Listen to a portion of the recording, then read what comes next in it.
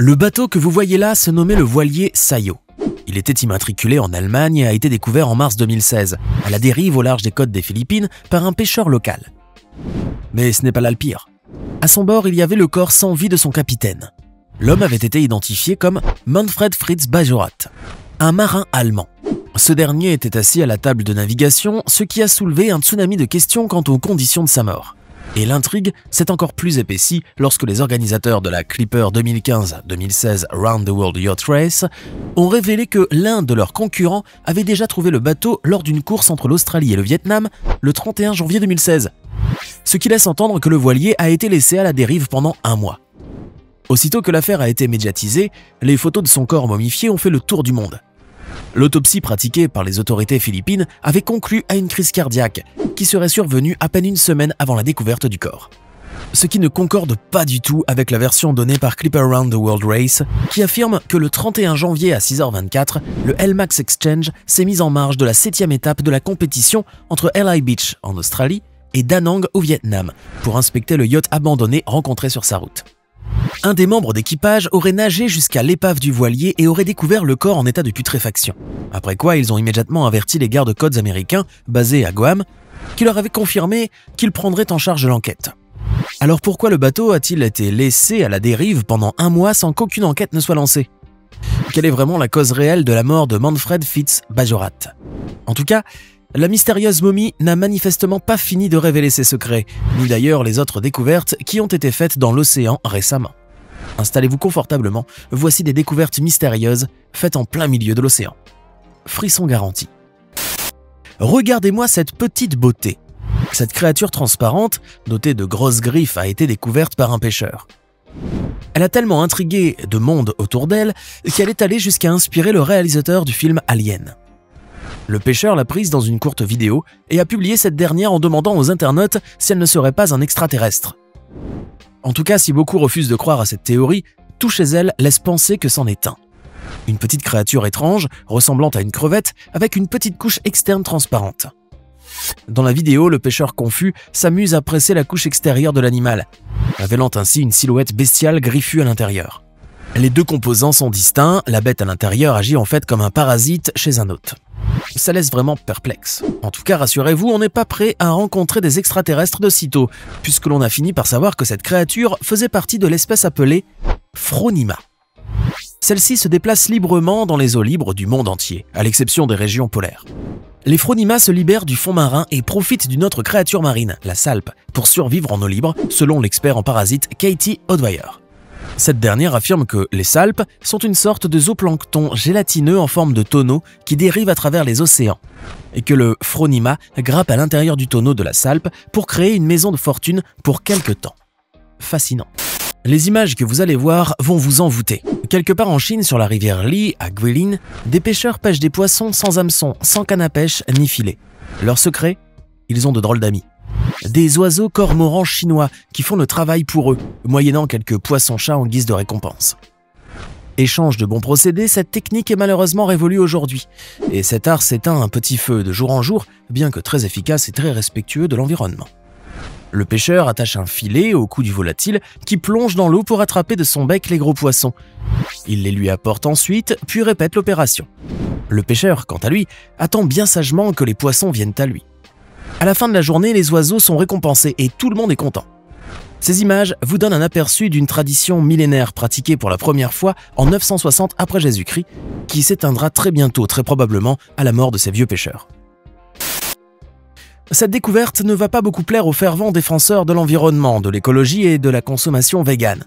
Voici Conch Island, une petite île artificielle entièrement construite à partir de millions de conques. Bon, techniquement, ce n'est pas vraiment une île à proprement parler puisque l'on ne peut pas y vivre. Mais pendant des centaines d'années, les pêcheurs ont jeté des tonnes de conques au même endroit et au fil du temps, une montagne de conques a fini par se former. Les scientifiques ont extrait quelques coquillages du fond de l'île Conch et grâce à la datation au radiocarbone, ils ont pu déterminer qu'ils remontaient à des centaines d'années, jusqu'à 1245 environ après Jésus-Christ. Depuis cette époque, les pêcheurs locaux plongeaient dans les eaux peu profondes de cette région d'Angueda, à la recherche de ces escargots marins comestibles. Et une fois pêchés, on leur retirait leurs coquilles pour ne garder que la chair. On jetait ensuite la carapace au même endroit.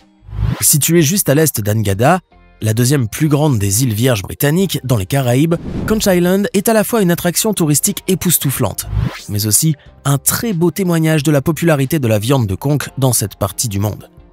Ces petites bêtes sont appréciées pour leur viande goûteuse, un aliment de base de la cuisine caribéenne, mais aussi pour leurs superbes coquilles qui sont vendues comme souvenirs et bijoux quand elles sont en très bon état. Car même si de loin le tableau semble époustouflant, lorsque l'on s'approche, on découvre en fait que c'est beaucoup moins joli que l'on ne pense. La plupart des conques sont dégradées et cassées, car pour en extraire la chair, les pêcheurs doivent généralement les trouer près du nez de la coquille. L'unique façon d'atteindre le muscle est le desserrer avec un tournevis ou un couteau pour le retirer. Conch Island n'est pas reconnue comme étant la plus grande île artificielle du monde, mais elle est suffisamment grande pour être visible sur Google Earth.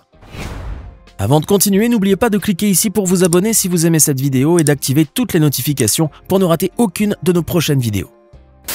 En 2016, Ryder Goggin, un jeune garçon de 5 ans, était en train de se balader sur une plage de Californie avec sa maman, et son côté aventurier l'a poussé à aller creuser un peu partout pour soi-disant faire des découvertes. Et ses désirs n'ont pas tardé à se réaliser puisqu'il a mis la main sur une bouteille contenant un message manuscrit qui disait « Salut, je m'appelle Chris, j'ai 10 ans et je suis en 5e. J'habite Sacramento.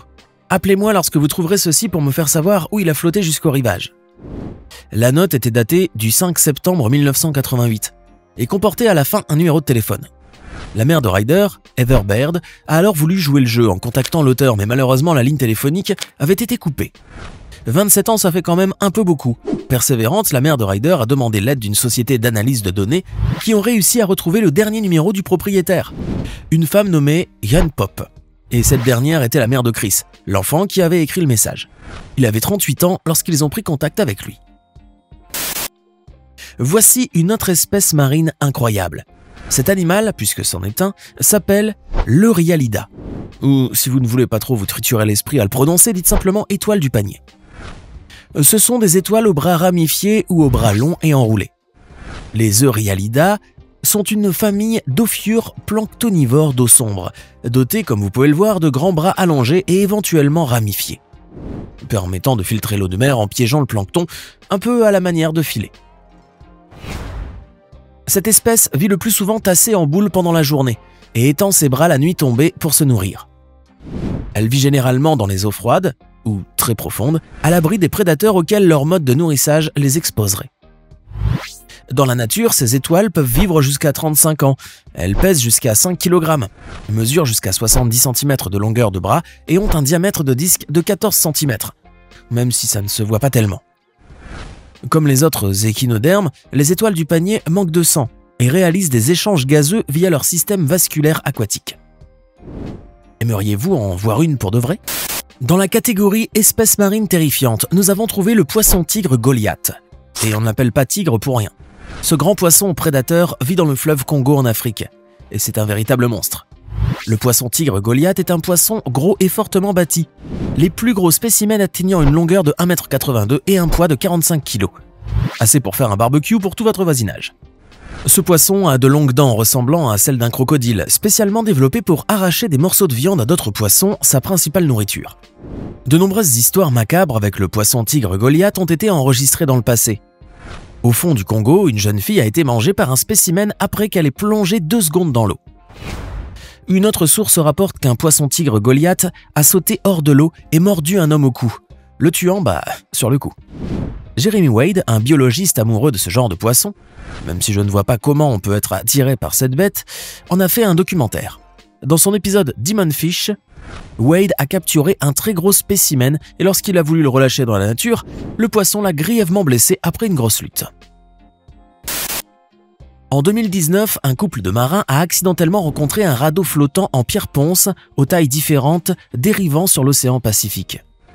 Le couple australien Michael et Larissa Hoult étaient sur leur yacht en route vers les Fidji, depuis Vava'u, lorsqu'ils sont entrés dans une mer de pierre ponce de 150 km², une immense masse flottante qui provenait certainement d'une éruption volcanique sous-marine.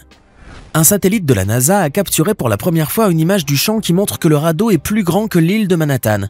Le spectacle était agrémenté d'une désagréable odeur s'approchant de celle du soufre.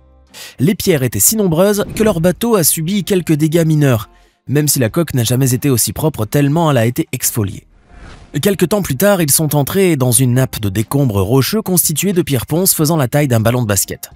La pierre ponce est une roche volcanique légère et très poreuse, C'est pourquoi elle est capable de flotter à la surface de l'océan. Un volcan sous-marin au large des Tonga serait entré en éruption selon le blog Volcano Discovery, et c'est de là que proviendrait cette mare de pierre. Le couple était si stupéfait par cette découverte qu'il a publié des photos sur Facebook et Instagram, suite à quoi des professeurs de sciences de la Terre et de géologie de quelques universités qui étudient les événements volcaniques et ponces les ont contactés pour récolter les échantillons qu'ils ont pris. Si j'étais eux, j'en aurais gardé pour mes bains exfoliants. Vous aimez les crustacés et les fruits de mer, alors cette séquence est faite pour vous. Regardez-moi cette belle bête, un homard géant de plus de 10 kg qui a été pêché aux États-Unis par un pêcheur qui habite sur la plage Fundy et qu'il a ensuite vendu au restaurant Jordan Lobster Farms à New York. Quand le pêcheur a dit à Stephen Jordan qu'il s'agissait d'un gros homard, le propriétaire du restaurant ne pensait pas qu'il serait si gros. Lorsqu'il a ouvert le vivier, il a été ébahi par la taille de l'animal. Et il n'y a pas que lui. Avec cette envergure, le homard n'est pas passé inaperçu, si bien que dès son arrivée en cuisine, de nombreuses personnes, membres du personnel et clients, se sont prises en photo avec lui. Stephen Jordan affirme n'avoir jamais eu d'aussi gros homard chez lui. Compte tenu de sa taille et du poids de ce homard géant, on peut estimer qu'il a environ 95 ans, c'est-à-dire qu'il a certainement vécu les 2 guerres mondiales. Mais il n'y a aucun moyen de le prouver. Vous vous doutez bien que l'animal n'a pas fini à la poêle. Jordan a déclaré à CBS New York qu'il ferait don de son homard géant à la réserve faunique de Long Island. Généreux.